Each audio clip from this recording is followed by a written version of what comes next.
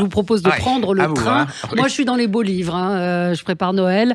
Jean-Baptiste Bonaventure, Voir le monde en train. C'est aux éditions du Chêne. Moi, j'adore. Vous aussi, vous adorez les trains. J'adore le train. Moi, je suis 80 aventures ferroviaires inoubliables, de l'express du bout du monde aux tortillères d'altitude.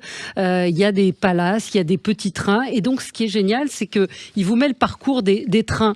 Donc, ça vous fait voyager. Vous avez, par exemple, Cotonou, Parakou, des lignes que vous n'imaginez pas, parce qu'en général, on ne parle que des Orient Express, Transsibérien.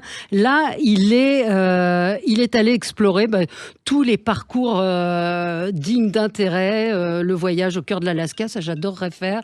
Il y a Toronto, Jasper, Vancouver. Enfin, c'est un livre pour les passionnés de voyage, pour les amoureux des trains. Je vous conseille vraiment, c'est aux éditions du Chêne. Vous allez parcourir du pays. J'adore ce genre de livre. Ah ouais, moi aussi. Puis je sais que vous aimez les trains. Ah ouais. Et puis un autre très beau livre. Alors c'est une somme. Hein. Peut-être que vous pourrez.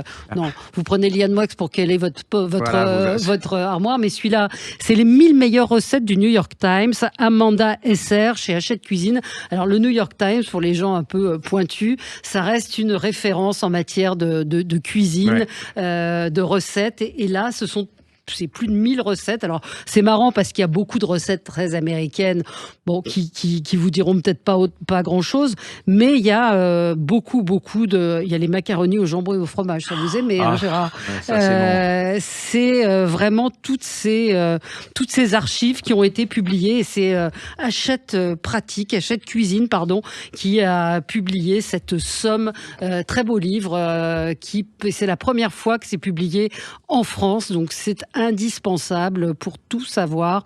Vous avez aussi des recettes de grands chefs, risotto potiron, les châtaignes de Jamie Oliver. Enfin, il y a tout.